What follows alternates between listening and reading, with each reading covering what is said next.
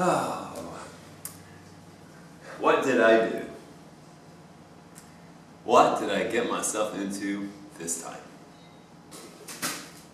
Well, this is the 700 R4 out of my Suburban. That's the transfer case over there, torque converters draining in the pan.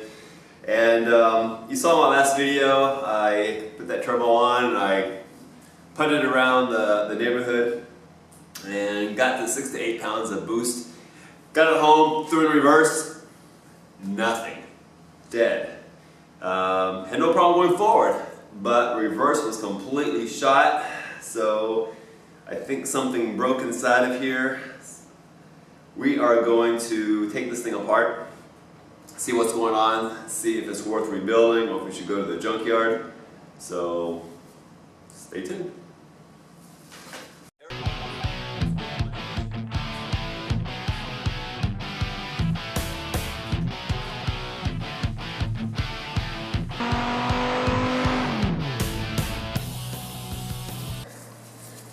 Alright, so I guess the first step here is to pull the pan off.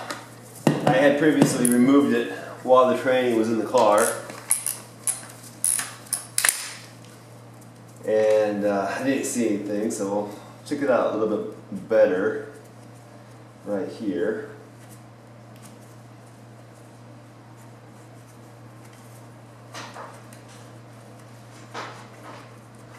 And I found a bit of metal shading in the pan. I just put a new filter on this thing not long ago. Look at that crud. That's not good. That's probably clutch material there. But yeah, there's a bunch of metal in here as well. So let's see what happened.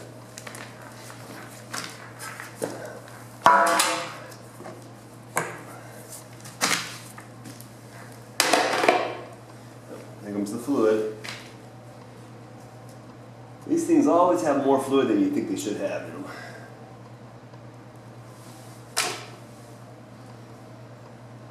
Okay.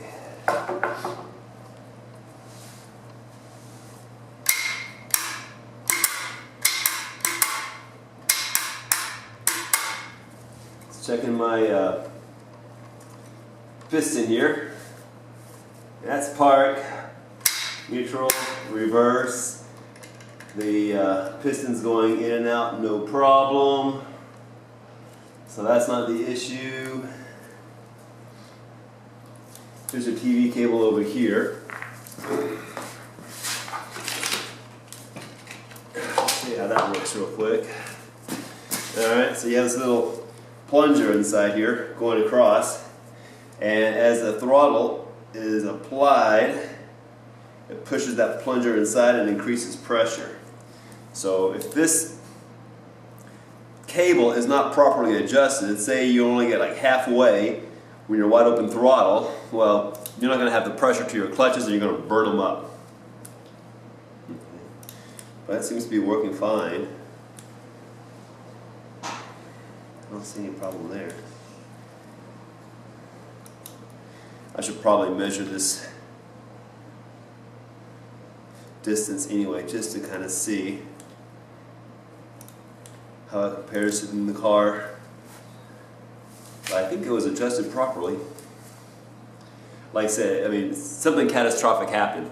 When we tried to pull the Suburban backwards in reverse with the engine going, we were trying to help it out.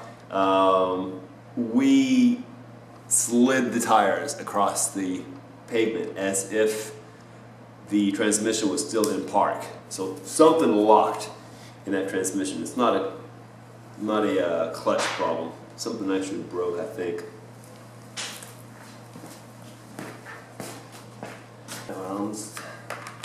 Taking this thing apart, let's see what we got here.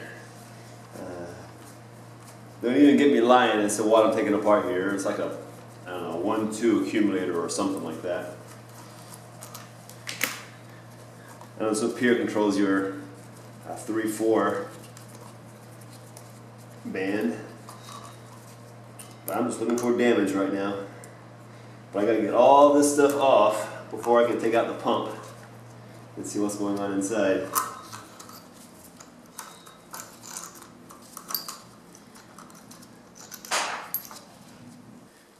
Yeah, 13.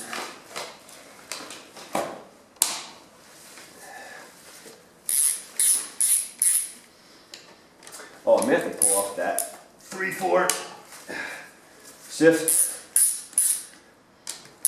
valve over there first. That's going to put pressure on the band.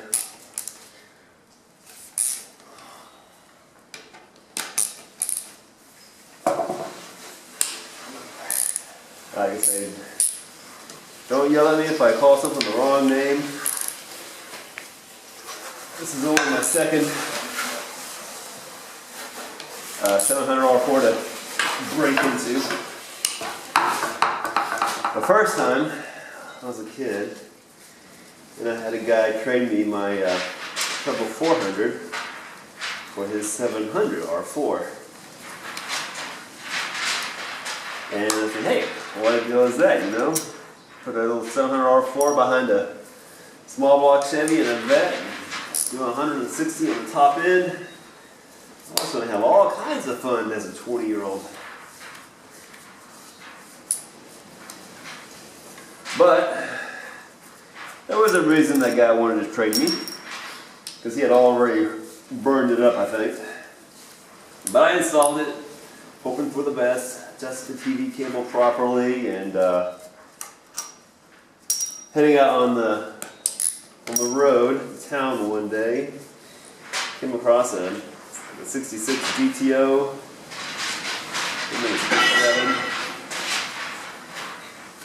and we got in it on the highway, and he left me as my engine revved freely. Completely burned up the 3/4 clutches. Box first. Let's see how this does. Oh, not too shabby. Now I can't get it out any further because this O-ring is catching on the groove for the lock ring. So I'm just gonna pull on this. Let's see here. Right here. Sorry about that, guys. Okay, so anyway, I reached in here and grabbed the O-ring here. I want to try to pull that thing tight while I wheel this thing on out. Come on out of there. Let me just break it. I'm going to replace this thing anyway. There we go. Ta-da! And this should slide right out. And everybody's always upgrading these things to like the Corvette servos. So I'll have to measure this one and see which one I have in there. There's some ID numbers here that should help clue me in.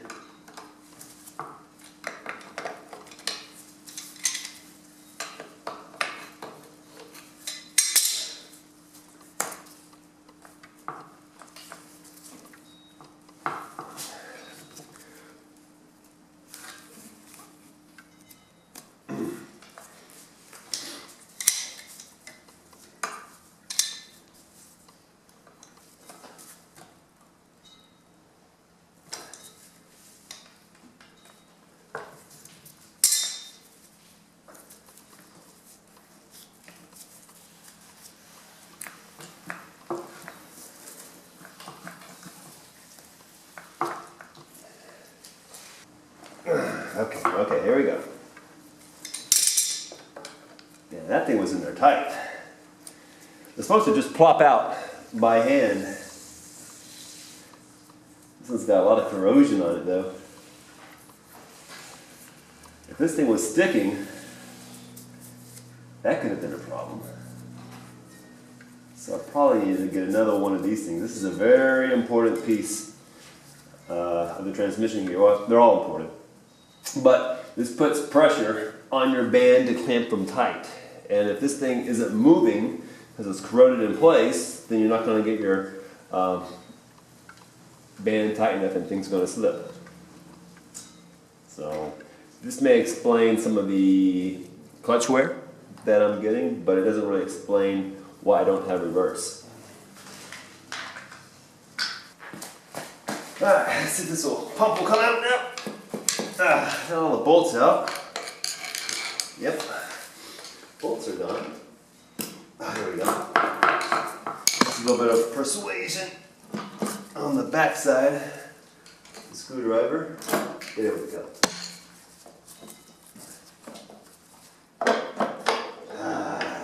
There is the pump. Dum dum dum. Now these pumps come in a few different varieties. The earlier ones should have a 7-vein pump in here. It takes a Torx socket to pull this housing off to check. And then they upgraded to a 10-vein, I think, in 88 or 89. And then finally the 4060s, I believe, all have the 13-vein. So I don't know if that makes a big difference, but GM kept increasing the vane size through the years because they know these things have transmission failures. So if GM is increasing the vane size, it may not be a bad idea to try to find a 13-vein pump.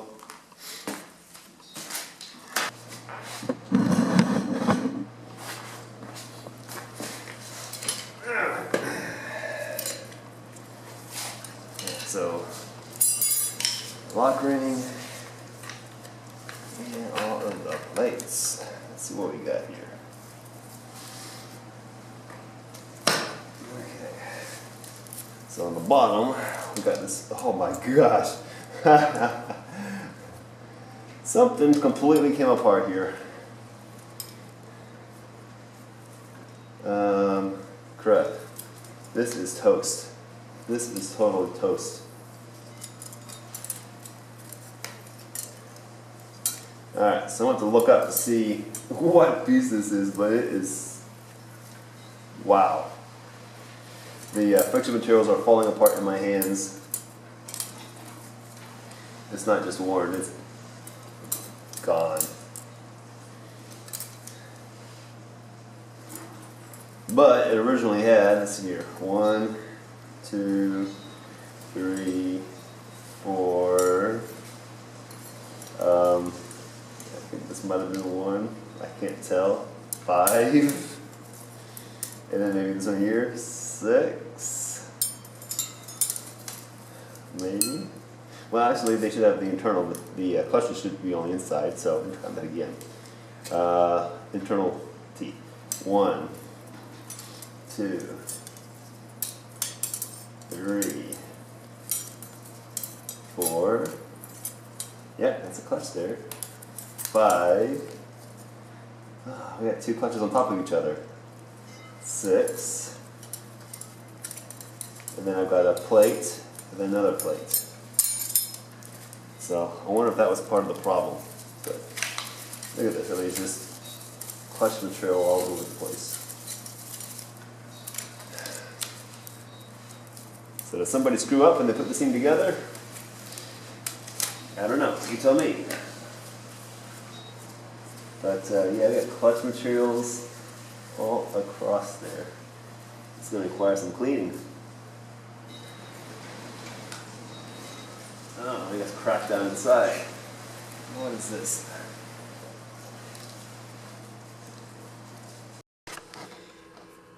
Alright, so the boost valve, I believe, is right here. And there's a little clip holding it in place. Let's see if we can get this thing out of there.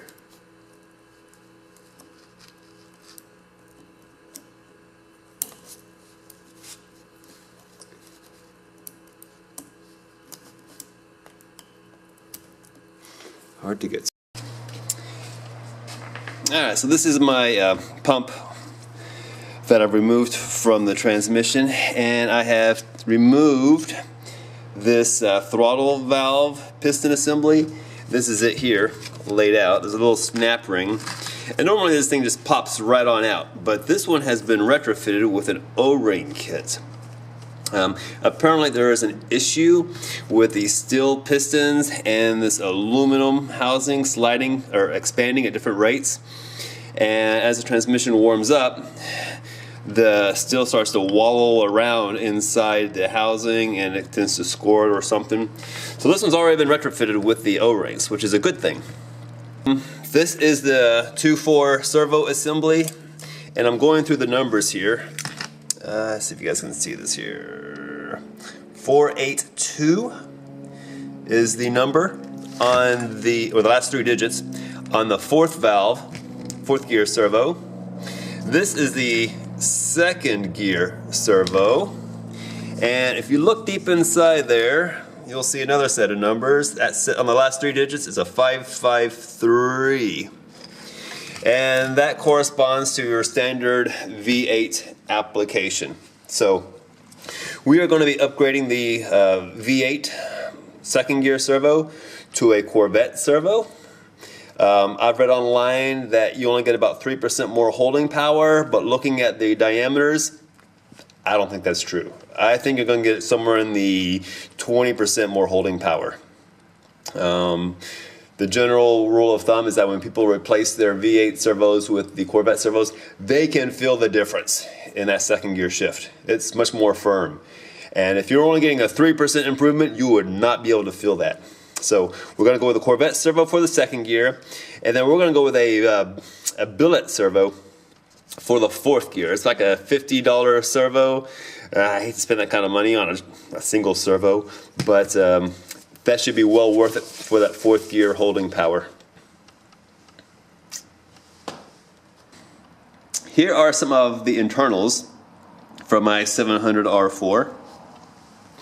You can see my transmission has already been upgraded to the 5-pinion cluster, planetary cluster from a later model 4L60. My Sun case here has already been upgraded as well. There's a US patent number right here. If I can spin this thing around and show it to you. This is the Sun gear. These things tend to break sometimes too, but how do you know when it's going to break and when it doesn't? I don't know. Anyway, the case has been upgraded, so I'm hoping this thing here has been upgrading, although I don't see any identifying markers on it. So here we go. Anyway, there's a US patent number on this case, and over here there is a serial number. I don't know. Let's see here. It says 42298B. So that's some kind of a stock number. So I'll look that up and see if I can find out the manufacturer of this thing for you guys. But this is definitely not factory. And so we're going to leave this stuff alone. Here's my other planetary. This is the one that goes in the back. This is the one that I thought broke on me because I completely lost reverse. But it's actually in really good shape. Look at these discs here. I don't know if you can hear that. That's warped. And when they warp like that, they only make contact on the edge. They don't put flat contact on the discs. Here's another one. Oh, look at that. Hear that? That is warped. Not good. Okay. There's another disc. Oh, wow. Yeah, I can pop that one out. Not good. These are all just toast. And look at this steel here. This steel has chunks of friction material stuck to it. That's not good. It's probably warped. So I'll be upgrading. Oh, here's the disc, the friction disc. There's nothing left on it. So I'll be upgrading all the steels to a choline steel disc. and we'll use the Red Eagle friction discs on it. Alright, so I wanted to show you guys some of the stuff I got for my 700 R4 transmission. First, of course, is the rebuild kit. Has all the seals and gaskets that you need, blah blah blah. We're not going to go into that. This is not a rebuild video. This is an upgrade video. So, first thing I did is I got some Red Eagle clutch discs, and these aren't just the 3-4 packs here. Every single one of these discs are the Red Eagle clutch material. So this is a pretty good clutch disc made by Reassembly. If you guys can see that there, maybe not, but it's Reassembly. Trust me on it, it's Reassembly. And with those, I got a new set of steels. Now these are supposed to be choline steels. I'm not sure what that means, but they're supposed to be the best out there. And I got the whole transmission's worth here, okay? One of the things I did is I did upgrade this basket. This is the basket that goes on the bottom of the 3-4 clutch pack. This is the number 7 basket. You guys see that there, 7? Okay, and it is supposed to allow for 1 or 2 extra clutch discs. So we'll try that out and see how that works in a little bit. Got this thing for like 20 bucks off eBay. Some of the other things I got a super servo. This is the 4th apply piston.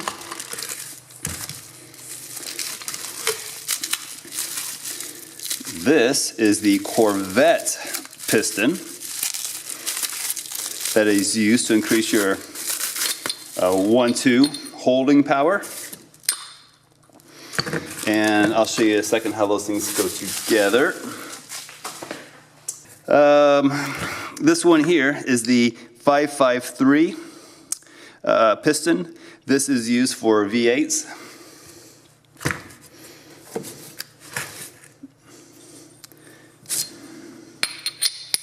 And this is the Corvette. You can identify them by the markings on the outside. V8, Corvette. Okay, so we'll be swapping out these two here. It actually looks smaller, but this is the piston here. Okay, so you actually get, this is the bigger piston, smaller diameter, more holding power on your second gear. Okay, this is the new billet. This is gonna look nice. Billet rear servo cover. It's got a little spring there, as well as the 4th gear. So, 2nd gear, 4th gear to replace this old one here. And that should make a nice improvement to my holding power. I read different sources, but supposedly the 2nd gear Corvette servo can give you an extra 13 or something % holding power. Every little bit helps, right? Okay.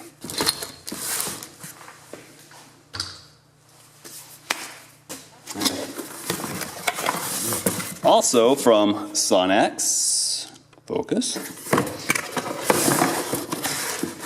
is this heavy duty Kevlar clutch band. So this is actually wider than the factory band. See, can you see that there? Okay. Okay, and this is Kevlar, so this is the best you can get right now.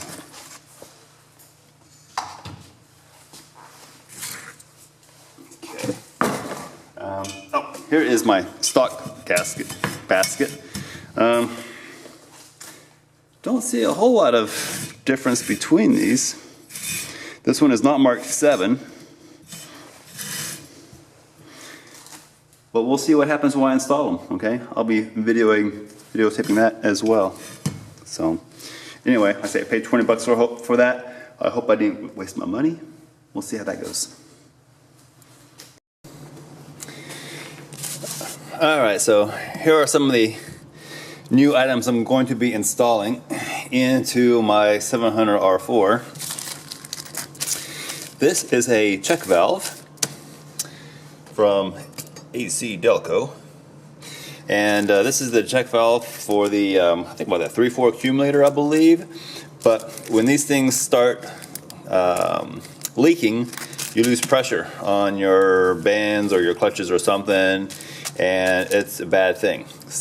This transmission has a plug in the passage where this check valve used to be. So we're pulling the plug back out, putting in a new check valve, and move over here.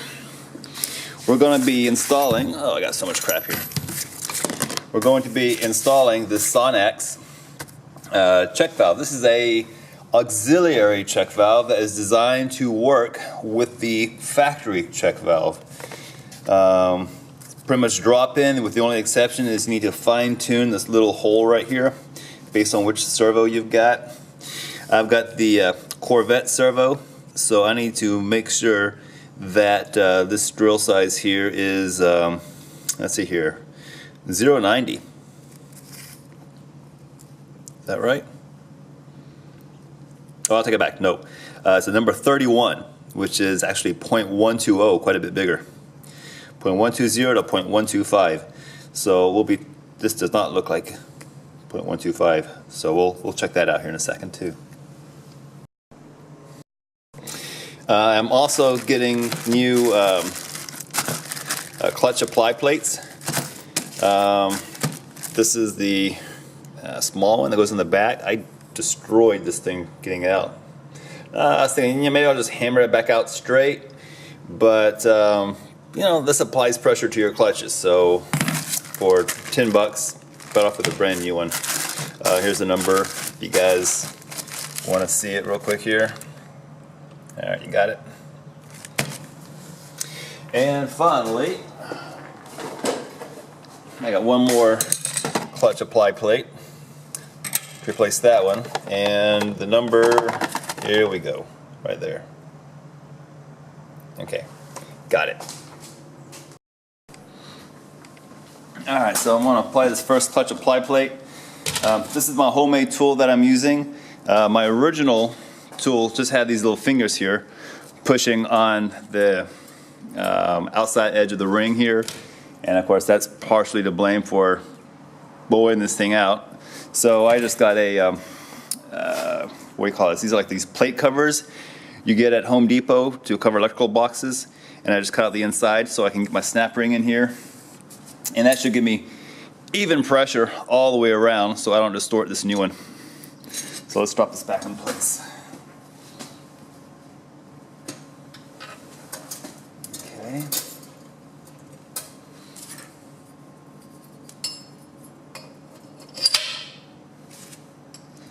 Now I'm just using a 1x1 piece of square tubing and a nut right there. Let's make sure this thing is centered in the transmission, because gravity's working against me here. Some people have those fancy transmission holders. I'll keep things straight up and down. I'm trying to do this on the cheap.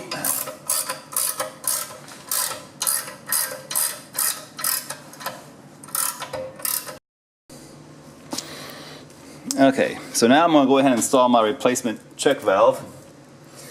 And to install it, I got to have a small piece of, oh, what is that? I don't know, maybe 3/8 inch tubing. Then I'm going to slide over there. That's a perfect fit.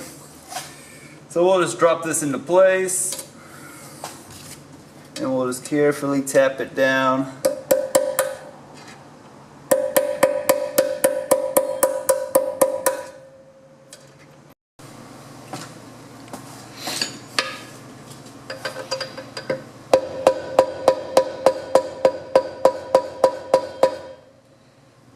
Alright, well, there's that Sonax check valve, the auxiliary check valve installed there, just below the surface of this case, so you don't have any interference with your separator plate. That was a lot tighter than I thought it was going to be. The instruction says that if it's too loose, then use an O-ring. Wow, it would have to really be loose to be able to sneak that O-ring in there. That's tight. So that shouldn't be a problem at all. That's going to seal very well. Alright, so there you can see my the low reverse clutch pack installed, and now it's time to move on to my drive shell. This is probably one of the most common parts to break inside a 700R4. This little ring here actually snaps off. This is an upgraded unit. This is the, oh gosh, what is this? The monster shell or something like that. So it's already been upgraded. Alright, well this is interesting. This is my forward clutch assembly here. It's kind of on the bottom side of my input housing. On the input housing you have the overrun clutch discs, just 2 discs. Then you have your forward clutch. Then you have your 3/4 clutch. The 3/4 clutch, of course, is applied in 3rd and 4th gear. But when I disassembled my forward clutch, I had, well here it is right here, I had 2 of these friction discs on top of each other. I was missing a steel. And my clearance is a little bit large, so what I'm considering doing is, this is the wavy disc. If you look at that there, you can see how wavy it is. It's supposed to be wavy. And what the wavy disc does is it takes up the extra play. It cushions the transmission when you put it into drive from, you know, park or reverse or neutral or whatever. So it cushions that clunk into drive. If you have a high idle on your vehicle, say you got a hot rodded 355 and you're idling at 1,000 RPMs and you put this thing in drive, if you don't have that wave thing, it's going to go clunk. Of course, if you have a hot rodded 355, you've probably got about a 3,000 stall converter in there also. So is this thing necessary? I was doing some reading on the forums and they were saying no, not really. It's something that, it's like a band-aid that GM did to minimize callbacks on their new vehicle sales, which I understand. You don't want callbacks. So I am going to be deleting the 70 thousandths wave plate, throwing in another one of these 90 thousandth steels, and that is going to tighten up my clearance from about 65 thousandths, which is just a little bit on the loose side, to about 45 thousandths, which is getting right in the middle. You're shooting for about 30 to 60 thousandths clearance, and about 45 will be this nice sweet spot. So is that a performance mod? I don't know, but I thought I'd go ahead and show you guys what I was up to, and we'll see how it performs later. So on with the assembly. Okay, so I've got that Sonex check valve installed in place. It just taps in. It's a nice tight fit. I did not use the O-ring at all. But before I did that, I should have showed you guys. I checked the ball valve underneath, just a little check valve, a ball bearing check valve. And what I did is I just mixed up a dilute mixture of ATF, like 50-50 ATF and mineral oil, and I just dumped it in this cavity here. And most of it, of course, as you can see, dumped out all over my cardboard. And I'm going to the inside here to look, and right here, oh, I can't see that. Let me get a light.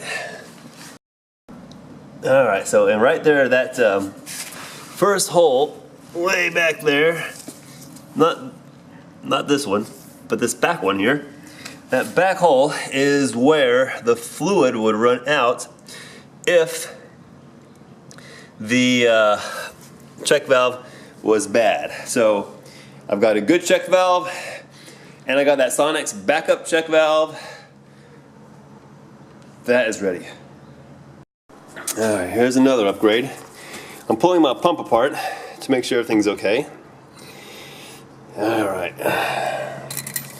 And it takes a bunch of, 5 of these 13mm bolts, so pretty tight. And here is my pump. And as you can see, I have been upgraded to the 13 vane pump, which is pretty much standard issue on your 4L60Es. So this thing's been upgraded quite a bit. So I'm pretty happy with that. Nothing else to do here. Let's put it back together. All the clutches and plates are together. I'm just kind of shaking this whole assembly, trying to get all these plates and clutches to line up properly. Takes a little bit of fiddling, but it'll go with time, with patience.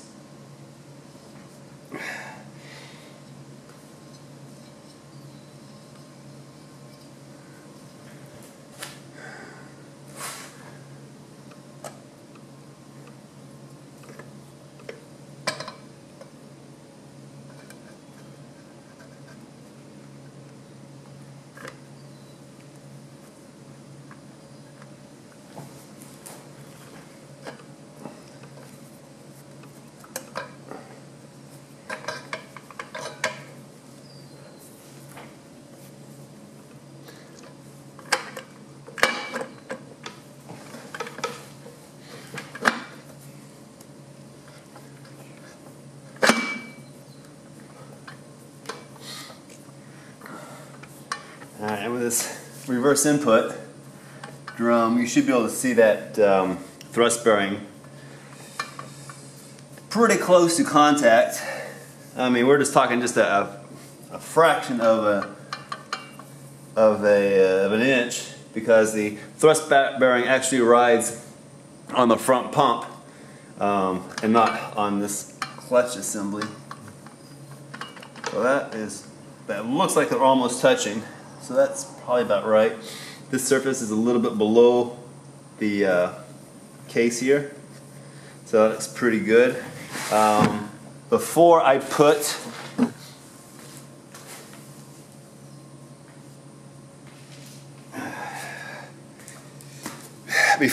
this pump in, though, I'm going to pull this seal off the pump so I can get it in and out easy. I just need to double check my clearances, make sure everything looks good. Alright, so I pulled my seal off the pump. Here is where the oil filter fits. So that goes straight down. And we'll line up the bolt holes and see how it fits. Oh, that's not right. This thing should be deeper than that, so I'm about a whole clutch off somewhere. So I'm gonna pull this back out. See, that's why you do that. So I'm gonna pull this back out and we're gonna play with it some more.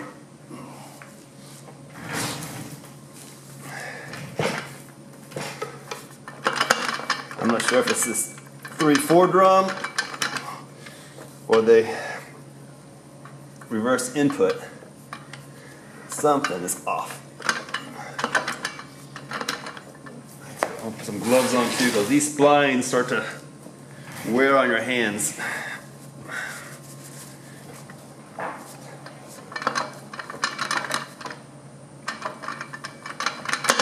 There we go. You see that? It just dropped down. So now I'm going to try this pump again. Okay, make sure your thrust washer is on there.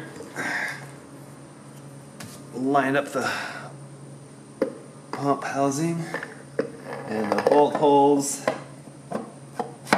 There we go. And now you can see I've got about at least 1/8 of an inch all the way around. I can actually measure that for you guys. Let's see. It may be a little different from your measurements, but it should be close anyway. How far down is that? 0.166.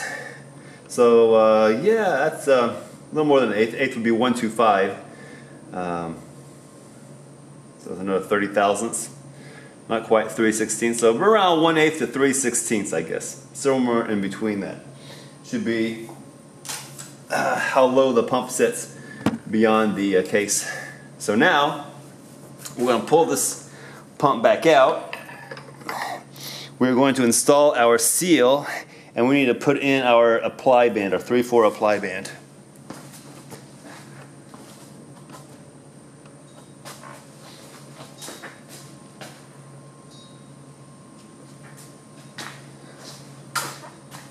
Okay, so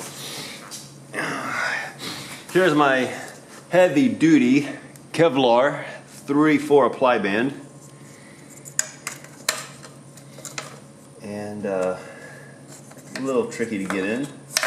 Installed. To kind of push this pump around a little bit. There we go. Go all the way down. Alright, so the next mod I'm making is my accumulator pistons for my 1, 2, and 3/4 accumulators. Originally, this transmission has a pin with accumulator on the bottom, the plate, and then another accumulator that's covered up on top. Okay, so what I did is I removed the pin and I shoved this supplied ball bearing in there, jammed it in there to plug up the hole.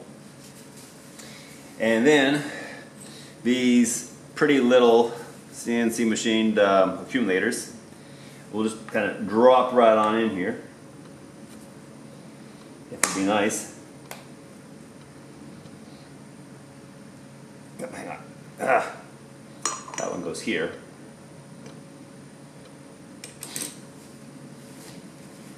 This one goes here.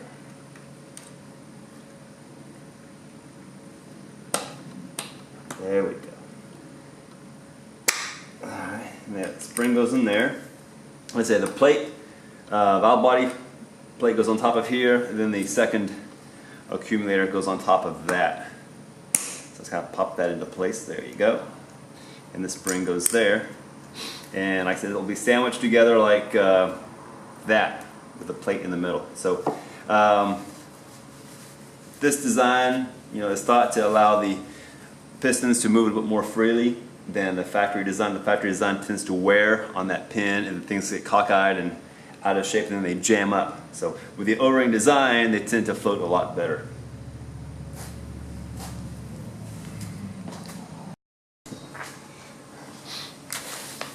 All right, here are the my check valve check. Here are my check ball locations in my case. We've got one here, slides back and forth. 1, 2, 3, 4, slides back and forth. 5, this is the big one. 6. Hooray for the internet, because I missed this one and this one when I put it back together by memory. So, yeah.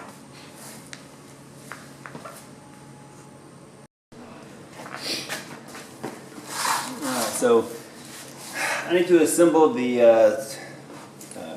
2/4 servo assembly for this transmission, and this is my new Corvette servo assembly, and this is the stock truck servo assembly. And apparently what makes a difference is right there. Okay? The size of this ring, apparently. There's also a little bit of difference in stack up height. It seems to be more play with this rod with the Corvette assembly. So I'm going to go ahead and throw some O-rings on here, and we'll throw it in, and we'll see if we have the 1/16 inch minimum free play that we need to make this thing work. Oh, 4th gear servo is from Shift, and the Corvette, I guess, is original GM. It's probably made in China these days, but you can find these Corvette servos all over the place. But the Shift technology is a bit more cheap than the Sonic's version, so I'm going to give it a try. We'll see how it does.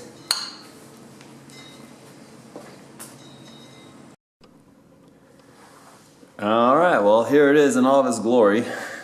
It's currently leaking a little fluid down here because I was turning the torque converter and moving fluid around. So the pump is definitely working. That's good. I will post up a photo of all of the aftermarket parts I used in this bridge. I will post up a photo of all the aftermarket parts that I used in this build, So if you want to duplicate it, you can. And I am not going to bore you with the installation. So cheers. Thanks for watching.